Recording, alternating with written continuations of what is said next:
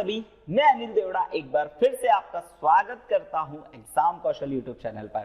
तो स्टूडेंट्स, ये हमारी बहुत ही बढ़िया वाली लेक्चर सीरीज चल रही है जिसमें पूरा 12th क्लास का फिजिक्स आप लोगों को पढ़ाया जा रहा है। हम पढ़ रहे हैं चैप्टर नंबर 1 का लेक्चर नंबर 20। इस लेक्चर में हम देखेंगे एप्लीकेशंस ऑफ गॉस थ्योरम का पार्ट 4। आज की क्लास में हम देखेंगे स्टूडेंट्स किसके बारे में, तो बिल्कुल हम देखेंगे इस बार स्फेरिकल नॉन कंडक्टिंग शेल है। ठीक है, शेल नहीं, हम बोलेंगे पूरा ठोस गोला है लेकिन नॉन कंडक्टिंग है। उसकी वजह से इंटेंसिटी ऑफ इलेक्ट्रिक फील्ड वही 3 पॉइंट पर आउटसाइड कितनी होगी, ऑन दी सरफेस कितनी होगी और उस सरफेस के अंदर कितनी होगी। तो चलिए करते हैं क्लास को शुरू आप लोगों के साथ।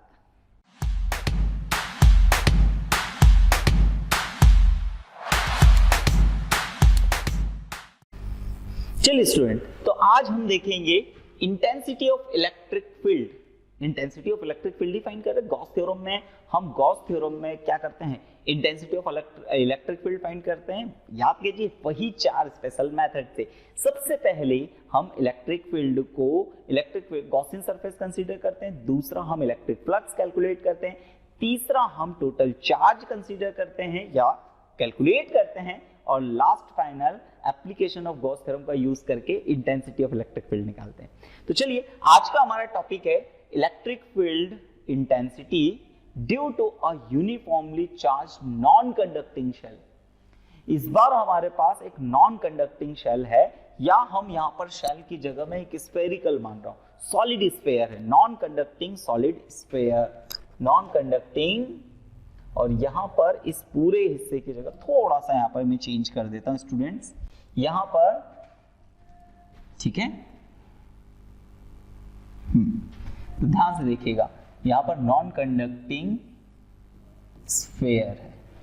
ठीक है, चलिए तो स्टूडेंट्स साथ ही साथ में समझते जाइएगा। तो किस तरीके से, तो सबसे पहले जैसे ये एक शेल है, ठीक है, एक हमारे पास में इमेजिन कीजिएगा कि इस तरीके से एक हमारे पास में एक पूरा का पूरा स्फीयर है, गोला है। ठीक है, आप इसे वुडन का मान ले, ठीक है, तो वुडन, और बस इसके ऊपर चार्ज कैसा है, एक समान, ठीक है, यूनिफॉर्मली चार्ज डेंसिटी है इसके ऊपर। अब यूनिफॉर्मली सब दूर, इस बार देखिए पिछले केस में हमारे पास में क्या था, जो चार्ज था सिर्फ आउटर पे था, इस बार जो चार्ज है अंदर के तरफ है। अब चूंकि ये नॉन कंडक्टिंग है तो इसलिए क्या है कि चार्ज इसके बीच में, दो चार्ज के बीच में रिपल्शन हो रहा है, बट वो वहां पर उसके जो नॉन कंडक्टिंग शेल है वो चार्ज को चलने के लिए मूवमेंट अलाउ नहीं करेगा। ठीक है, इसके तभी तो वो इंसुलेटर है, नॉन कंडक्टर है। नॉन कंडक्टर है इसका मतलब चार्ज इसमें जहां पर अपन पुट करेंगे वो वहीं का वहीं रहेगा। अब हमने इसके ऊपर चार्ज एक जैसा ही यूनिफॉर्मली चार्ज कंसीडर किया है कि एक जैसा, जहां चार्ज है वहां पर एक जैसा चार्ज है। ठीक है, तो चलिए इसकी थ्योरी देखिए। लेट रो, अब यूनिफॉर्मली चार्ज डेंसिटी यहां पर क्या है, पूरे वॉल्यूम में फैली हुई है, पूरे के पूरे वॉल्यूम में। तो वॉल्यूमेट्रिक चार्ज डेंसिटी को हम कहते हैं क्या, उसे रो से रिप्रेजेंट करते हैं। तो let rho is a uniform charge density, और इसका फॉर्मूला क्या होता है स्टूडेंट्स, रो को, तो रो का फॉर्मूला होता है कि चार्ज डेंसिटी यानी चार्ज पर यूनिट वॉल्यूम। इसकी यूनिट क्या आ जाती है, चार्ज को कूलाम से, और वॉल्यूम की यूनिट मीटर क्यूब। ठीक है, तो रो की यूनिट क्या है, तो let rho is the uniformly volumetric charge density on non conducting sphere of radius r। ठीक है, and Q is the net charge, यहां पर बस चार्ज की जगह पे Q नेट चार्ज है, कैपिटल Q। ओके, पूरा टोटल का टोटल चार्ज अपन देखेंगे तो इसके ऊपर टोटल चार्ज कितना है, that is a capital Q। अब इसकी वही चीज, वही कंडीशंस, हमको आउटसाइड इलेक्ट्रिक फील्ड फाइंड करना है, इनसाइड इलेक्ट्रिक फील्ड फाइंड करना है, और सरफेस पे फाइंड करना है। तो सबसे फर्स्ट आ जाता है हमारे पास फील्ड आउटसाइड द स्फीयर। अच्छा, अब आउटसाइड द स्फीयर को स्टूडेंट्स में बहुत ज्यादा, इसको देखिए लास्ट टाइम में इसकी सारी थ्योरीज वगैरह हम सब कुछ लिखते हैं। ठीक है, तो ये पूरा बिल्कुल as it is spherical shell के जैसे होगा। ठीक है, तो इसीलिए थोड़ा सा यहां पर समझने की कोशिश कीजिएगा, इसको थोड़ा सा आज की क्लास में हम डायरेक्ट करेंगे। अब सबसे पहले चीज वही चीज है कि सर इस बार पॉइंट यहां कहीं पर है, पी पॉइंट। अब पी पॉइंट है तो यहां से यहां तक की ये रेडियस कितनी है स्टूडेंट्स, तो ये है दैट इज कैपिटल आर। और जानते हैं हम स्मॉल आर इस बार ग्रेटर होगा कैपिटल आर से, क्योंकि पॉइंट आउटसाइड है। फिर हम वही एक स्फेरिकल शेल कंसीडर करेंगे इसके चारों तरफ। याद कीजिए लास्ट टाइम हमने ये पूरा डेरिवेशन कर चुका है, ठीक है। अब इसके ऊपर इलेक्ट्रिक फील्ड, तो सबसे पहले यहां पर स्टेप फर्स्ट, ठीक है, तो स्टेप फर्स्ट। अब ये स्टेप फर्स्ट आप खुद अपने हिसाब से कीजिएगा। स्टेप फर्स्ट में क्या है, हमको थ्योरी लिखना है। थ्योरी बिल्कुल वही की वही जैसे वो स्फेरिकल शेल में लिखी थी। तो imagine a spherical shell around this non-conducting sphere having radius capital R, small r, ये इसकी सिंपल से, और this surface work as an Gaussian surface, ये इसकी क्या हो जाएगी थ्योरी। अब नाउ स्टेप सेकंड में स्टूडेंट्स हम क्या फाइंड करते हैं, तो स्टेप सेकंड्स में हम इलेक्ट्रिक फ्लक्स को कैलकुलेट करते हैं। तो देखिए इलेक्ट्रिक फ्लक्स को कैलकुलेट करने के लिए वही चीज, यहां पर अपन एक स्मॉल सरफेस कंसीडर करेंगे, ये ds। Intensity of electric field, तो इंटेंसिटी ऑफ इलेक्ट्रिक फील्ड की डायरेक्शन, तो intensity of electric field positive charge से बाहर निकलते हुए इस तरफ होगा, और यहां पर एरिया वेक्टर की डायरेक्शन कौन सी होगी स्टूडेंट, तो यही होगी एरिया वेक्टर की डायरेक्शन ds, और इनके बीच का एंगल कितना होगा 0। तो चलिए अब बस इसी को कैलकुलेट करते हैं। तो हम कैलकुलेट करते हैं, लिखते हैं क्या, electric flux linked with ds surface, ठीक है। तो उस ds सरफेस से electric flux d phi is equal to E ds cos theta, और हम जानते हैं कि थीटा इज इक्वल टू 0 होगा। लास्ट लेक्चर में मैं बहुत अच्छे से ये पढ़ा चुका हूं, ठीक है, तो इसलिए थोड़ा सा फास्ट कर रहे हैं। अब cos 0 की वैल्यू 1। अब यहां पर हम फिर से क्या करेंगे, तो electric flux linked with whole surface, पूरी की पूरी सरफेस की वजह से इलेक्ट्रिक फ्लक्स कितना होगा, तो याद कीजिए इंटीग्रेशन ds का होता है। ये किसके बराबर होगा, तो यहां पर ये किसके बराबर होगा, तो ये होगा सरफेस एरिया ऑफ स्फीयर के बराबर, ठीक है। अब इलेक्ट्रिक फ्लक्स फाई E, इसका 4 पाई, तो 4 पाई r²। याद रखिएगा इस वाले का हम इंटीग्रेशन कर रहे हैं, बिल्कुल लास्ट लेक्चर के जैसे चलते जा रहा है, ठीक है। अब यहां पर अब हम अप्लाई करेंगे कौन सी थ्योरम स्टूडेंट्स, गॉस थ्योरम, ठीक है, अकॉर्डिंग टू गॉस थ्योरम। तो गॉस थ्योरम क्या है, electric flux, the total charge इसके अंदर कितना है, तो वो है इस बार कैपिटल Q, क्योंकि हमने हमारी थ्योरी में कैपिटल Q लिखा था, अपॉन में एप्सिलॉन नॉट। इससे मान लेते हैं equation second, that is the equation first, और फिर से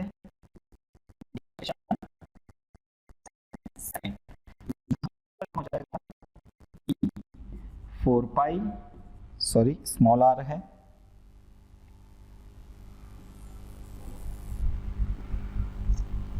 4 पाई r² Q अपॉन में एप्सिलॉन नॉट। इसको E को यहीं रहने देते हैं, इसको इधर ले जाएंगे तो क्या हो जाएगा, Q अपॉन में 4 पाई r² एप्सिलॉन नॉट। अब इंटेंसिटी ऑफ इलेक्ट्रिक फील्ड का फॉर्मूला देखिए वही वाला जाने पहचाने रूप में लिख सकते हैं, 1/4 पाई एप्सिलॉन नॉट Q/r²। तो बिल्कुल वही का वही आया जो लास्ट लेक्चर में अपन ने पढ़ा था, कि हम इस पूरे के पूरे चार्ज को, ठीक है, तो जब भी एक स्फेरिकल, चाहे कंडक्टर हो चाहे नॉन कंडक्टर हो, हम इसे सारे के सारे चार्ज को इसके सेंटर पे कॉन्सेंट्रेट मान सकते हैं, और वो चार्ज है टोटल Q। और यहां से इसके सेंटर से कितने डिस्टेंस पर, r डिस्टेंस पर हमने निकाला, तो इंटेंसिटी ऑफ इलेक्ट्रिक फील्ड बिल्कुल वैसे के वैसे ही फॉर्मूले से निकाल सकते हैं हम, जैसे हम पॉइंट चार्ज से निकालते हैं। तो ये लास्ट लेक्चर में भी मैं आप लोगों को काफी अच्छे से बता चुका था। अब आगे बढ़ते हैं। अब अगला हिस्सा आ जाता है हमारे पास में, कि हमारे पास में इस बार क्या है कि फील्ड हमें फाइंड करना है इसके जस्ट सरफेस पे, ठीक है। तो इसके जस्ट सरफेस पे अगर फाइंड करूंगा, तो इस बार मैंने एक सरफेस कंसीडर करी, ठीक है। इस बार हम एक सरफेस को कंसीडर करेंगे कहां पर, तो इसी के जस्ट यहां पर, और ये वाला हिस्सा कितना होगा r। अच्छा, यहां से इस पॉइंट के ये हम एक हमारी गॉसियन सरफेस कंसीडर करेंगे और इस केस में क्या होगा, r is equal to capital R। ठीक है, बिल्कुल वैसा का वैसा ही फिनोमेना चल रहा है। ठीक है, अब ध्यान से देखते जाइएगा। तो स्टूडेंट्स, इसको भी आप अगर करोगे तो लास्ट लेक्चर में जो सेल वाला पढ़ाया था, तो इसकी वजह से भी इंटेंसिटी ऑफ इलेक्ट्रिक फील्ड कितनी आएगी, 1/4πε0 Q/r²।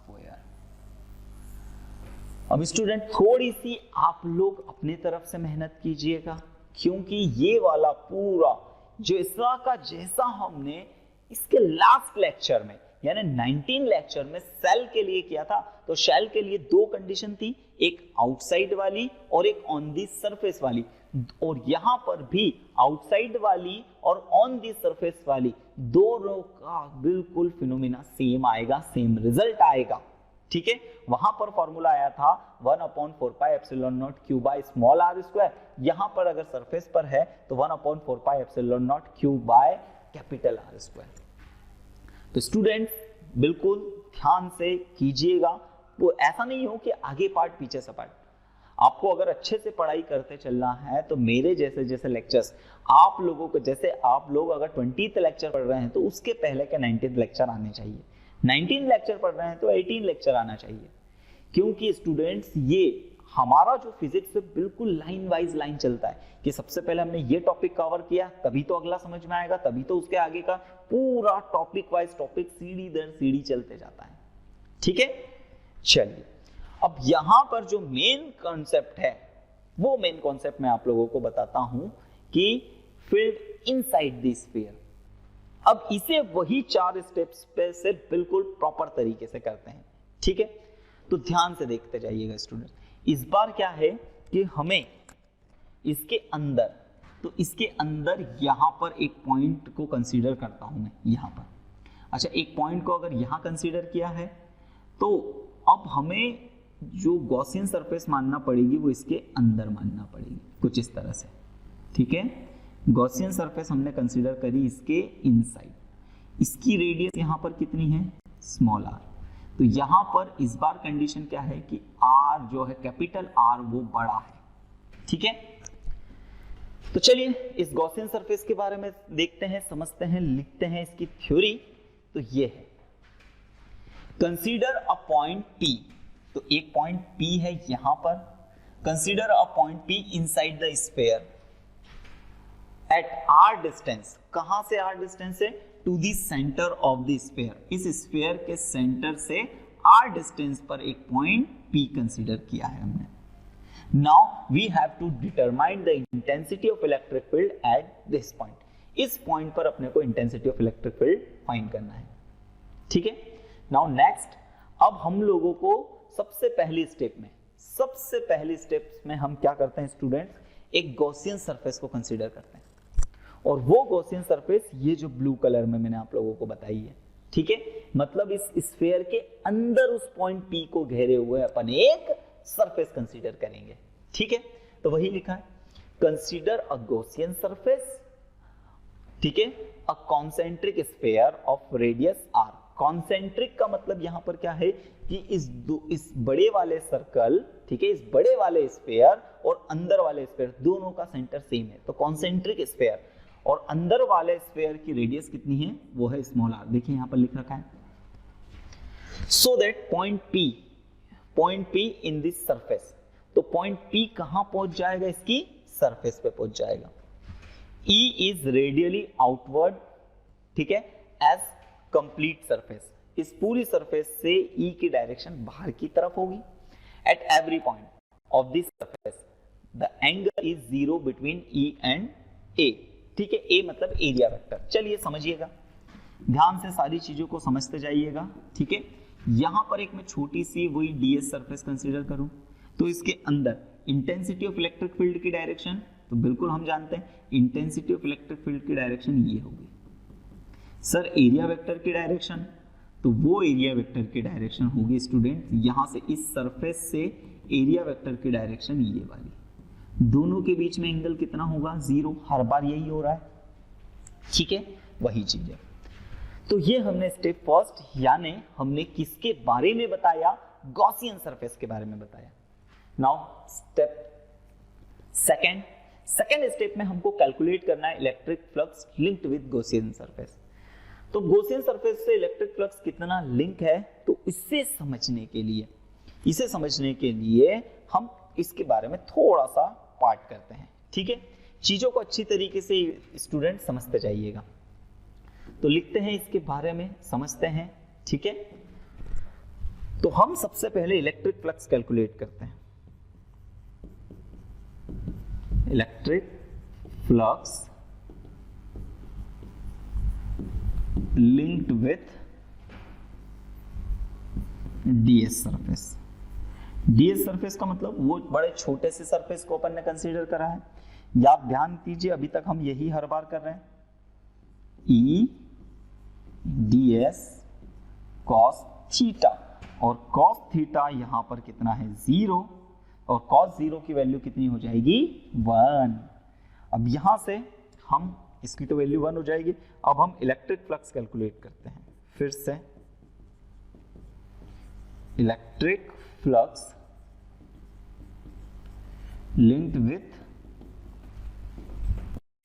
होल सरफेस, इस पूरी सरफेस की वजह से इलेक्ट्रिक फ्लक्स, तो वो उसको फाई, और याद कीजिए क्या करते हैं हम, इंटीग्रेशन, क्लोज्ड इंटीग्रेशन करते हैं डीएस का।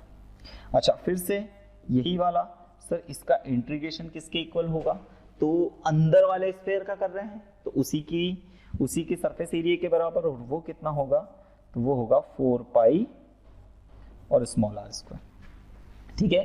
कितना होगा students, 4 pi small r square. तो ये हो गई इक्वेशन फर्स्ट। ये इलेक्ट्रिक फ्लक्स को कैलकुलेट कर लिया हमने, बहुत इजी है, ठीक है। अगर आप प्रीवियस सारी चीजें कर देखते जा रहे हो तो ये बहुत इजीली समझ में आया होगा, ठीक है। नाउ स्टेप नंबर 3 यहां पर स्पेशल भूमिका निभाइए, ठीक है। तो स्टेप 3 हमारे पास में क्या है कि टोटल चार्ज हमें ध्यान से देखना है। अब देखिए फिर से, यहां पर गॉसियन सरफेस इसके अंदर थी, ठीक है। इसके सेंटर से यहां की ये रेडियस कितनी थी, दैट इज स्मॉल आर, ठीक है। और इसका इंटेंसिटी ऑफ इलेक्ट्रिक फील्ड की डायरेक्शन यहां पर एरिया वेक्टर किधर था, तो एरिया वेक्टर इस डायरेक्शन में, ठीक है। दोनों के बीच का एंगल 0 था, ये जस्ट लास्ट में अपन देख चुके थे अभी, ठीक है। अब टोटल चार्ज अपने को कैलकुलेट करना है inside the Gaussian surface. Sir, इस गॉसियन सरफेस के अंदर चार्ज कितना है, ये अब कैसे निकालेंगे। देखिए, इस सरफेस के अंदर वाले चार्ज से ही मतलब है, बाहर वाले अब इतने चार्ज को तो हटाना है। तो सर ये कैसे अपन समझेंगे कि सर इसके अंदर टोटल चार्ज कैसे कैलकुलेट करेंगे, यही तो यहां पर मेन खेल है, ठीक है। चलिए, अब सबसे पहली बात तो हम लोग एक चीज जानते हैं।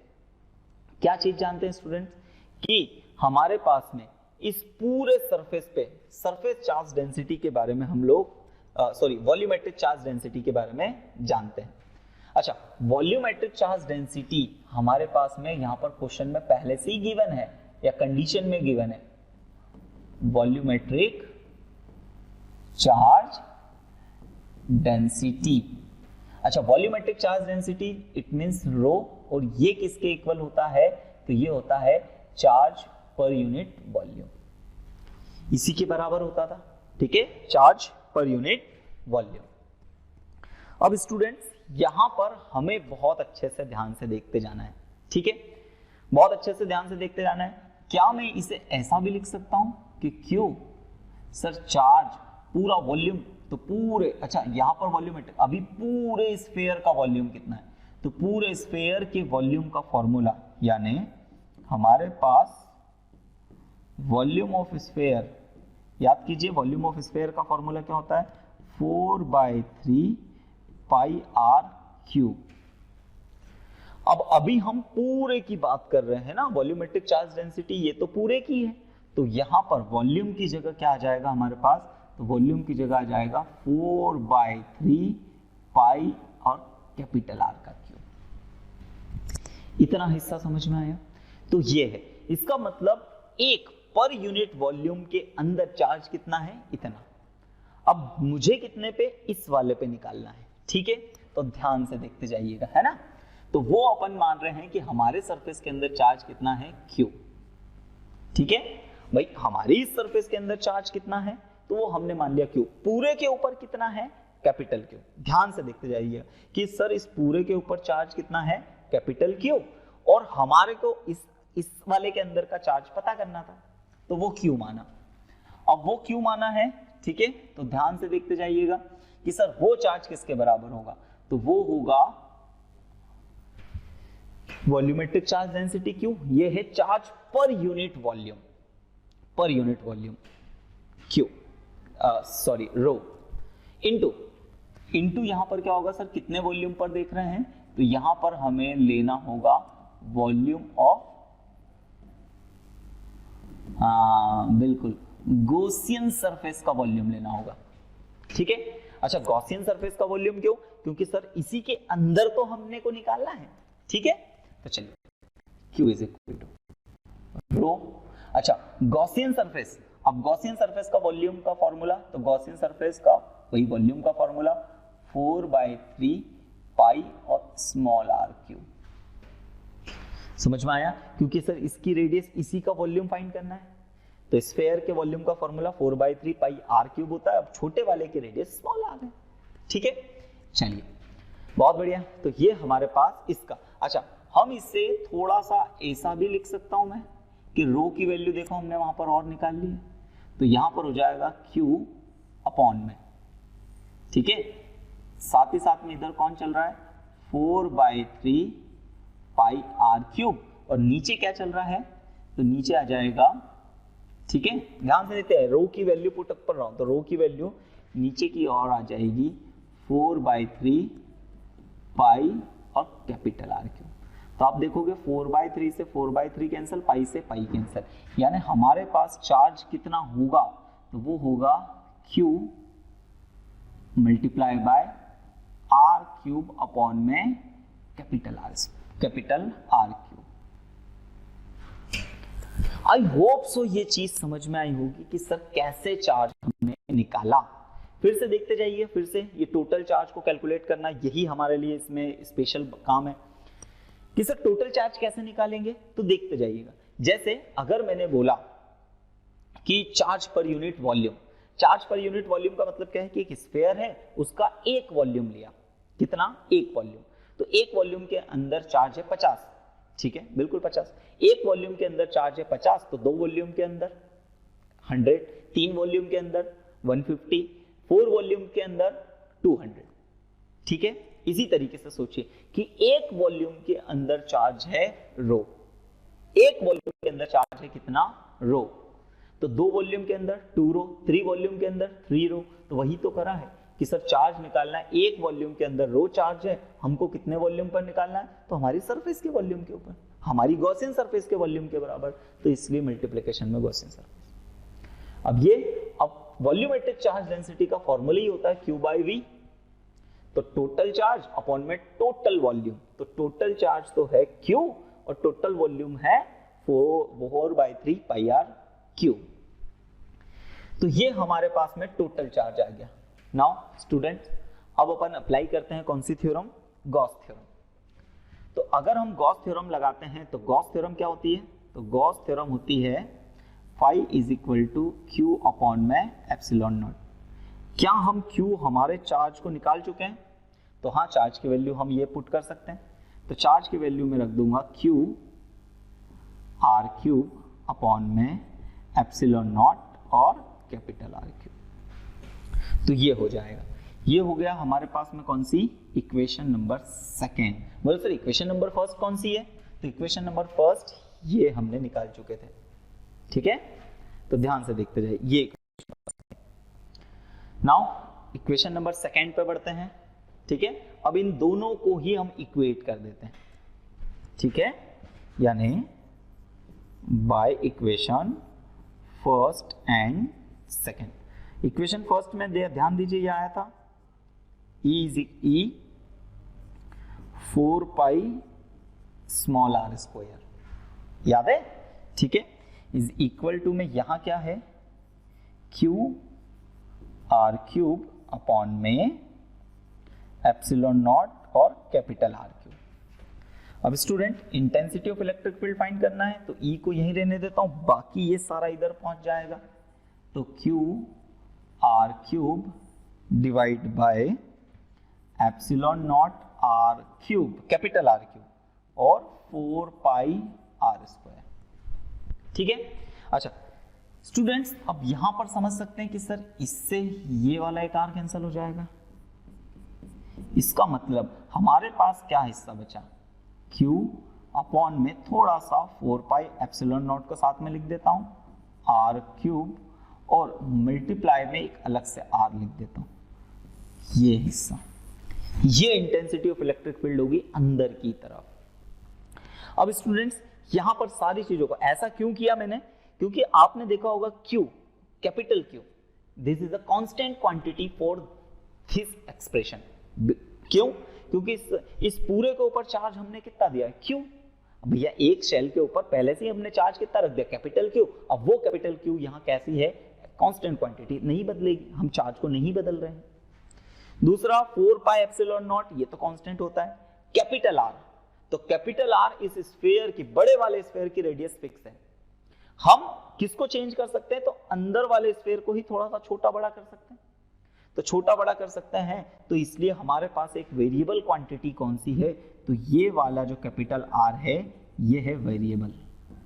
बाकी सारा हिस्सा कैसा है, कांस्टेंट। इसका मतलब हमने ये पढ़ा है ना कि सर प्रोपोर्शनलिटी के साइन हटाते हैं तो कांस्टेंट आता है। इस बार हम उल्टा करेंगे, ये पूरा कांस्टेंट है, इस कांस्टेंट को हटाएंगे तो हमको एक चीज स्पेशल पता चल रही कि इस बार intensity of electric field, intensity of electric field यहां पर क्या होगी स्टूडेंट्स, तो ये इस R के डायरेक्टली प्रोपोर्शनल होगी।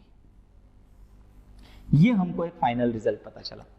इसका मतलब क्या है कि सर जैसे जैसे मैं इस सेंटर से आगे की तरफ बढ़ते जाऊंगा, अगर मैं एक बार एक रेडियस बढ़ा तो intensity of electric field E है, 2 रेडियस बढ़ा तो इलेक्ट्रिक फील्ड इंटेंसिटी 2E हो जाएगी, 3 रेडियस बढ़ा तो 3E हो जाएगी, 4 रेडियस बढ़ा तो 4E हो जाएगी।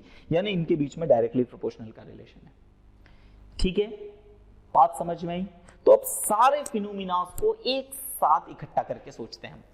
सबसे पहले हमने क्या देखा था कि सर बाहर की तरफ फॉर्मूला क्या आया था, एक नॉन कंडक्टिंग स्फीयर है, इसके आउटर बाहर की तरफ इलेक्ट्रिक फील्ड कितना आया था, 1/4 pi epsilon naught Q capital Q by small r square. ठीक है, सरफेस के ऊपर 1/4 pi epsilon naught capital Q by capital R square. Inside में फॉर्मूला हमारे पास ये आया। ठीक है, अच्छा अब ये चीज आई है, चलिए इसे अब हम पूरा अच्छे से इसे ग्राफिकल तरीके से समझने की कोशिश करते हैं, यानी कंपैरिजन ऑफ ऑल कंडीशंस, सारी कंडीशंस को कंपेयर करते हैं। अच्छा सबसे पहले स्टूडेंट्स चीजों को समझते जाइएगा कि हमने यहां पर एक स्फेरिकल शेल बनाया कुछ इस तरह से, जिसके ऊपर यूनिफॉर्मली चार्ज डेंसिटी, यानी अंदर तक, बिल्कुल कैसे, जैसे वो तरबूज के बीज देखे होंगे, बिल्कुल तरबूज के बीज, यानी तरबूज के बीज अंदर तक होते हैं, तो उसी तरीके से चार्ज भी इसके अंदर रखा हुआ है ऐसा। इस पूरे की रेडियस खुद की, ये रेडियस कितनी है, हाँ तो इसके खुद की रेडियस ये है स्टूडेंट कैपिटल R। अब चलिए फिनोमिना को समझिएगा। अब यहां से मैं एक छोटा सा हिस्सा करता हूं, ठीक है, ध्यान से देखते जाइएगा, समझते जाइएगा। अब यहां पर मैंने एक कुछ इस तरीके से लाइन ड्रॉ करी, ये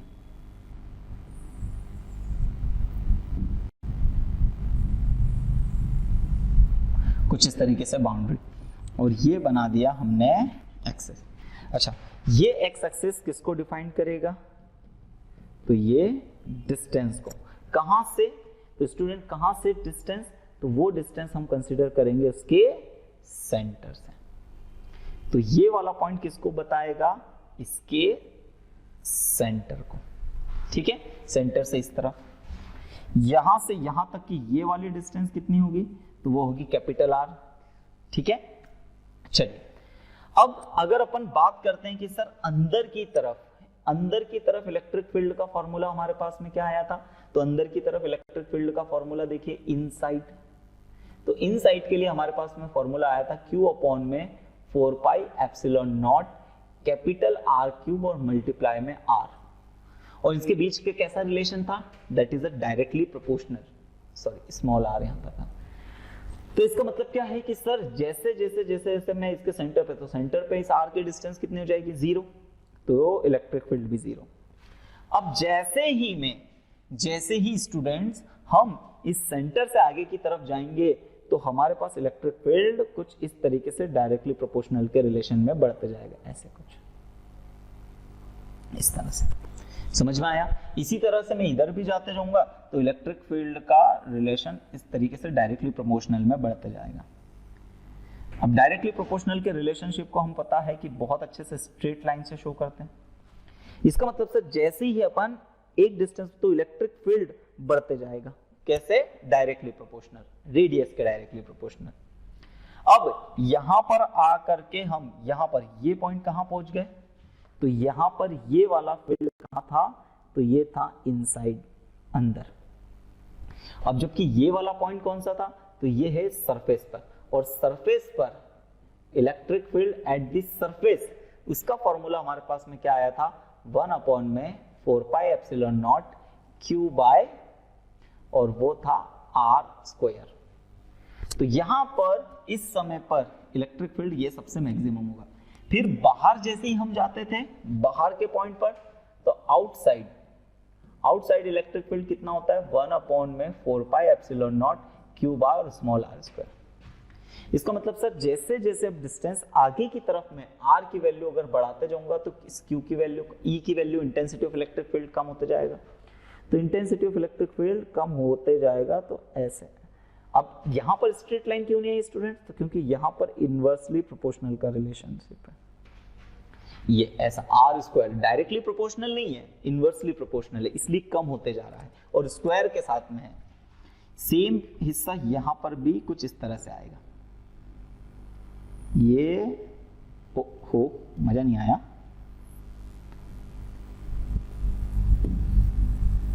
ये यहां से ऐसा, ठीक है। तो ये रिलेशनशिप हमने देखा कि सर जब एक नॉन कंडक्टिंग स्फीयर है और उसके अंदर यूनिफॉर्म चार्ज डेंसिटी है तो उसके सेंटर पे इलेक्ट्रिक फील्ड कितना होगा, 0।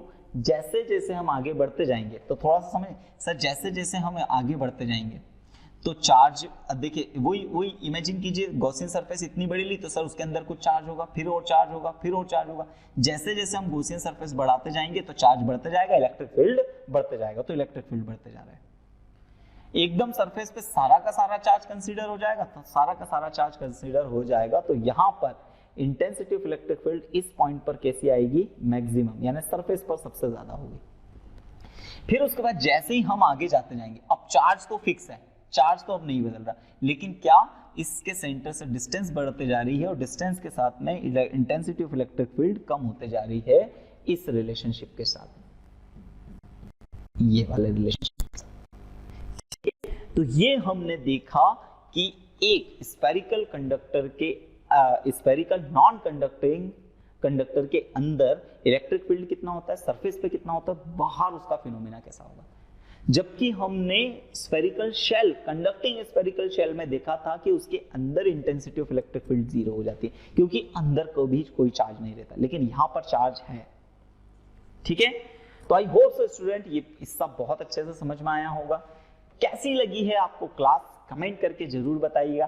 साथ ही साथ में अगर आप चैनल पर नए हैं तो चैनल को सब्सक्राइब जरूर कीजिएगा, और वीडियो पसंद आए तो इसे ज्यादा से ज्यादा अपने दोस्तों के बीच में शेयर कीजिएगा। चलिए तो आज की क्लास को करते हैं यही समाप्त। बहुत बहुत धन्यवाद आप सभी लोगों का। जय हिंद, जय भारत।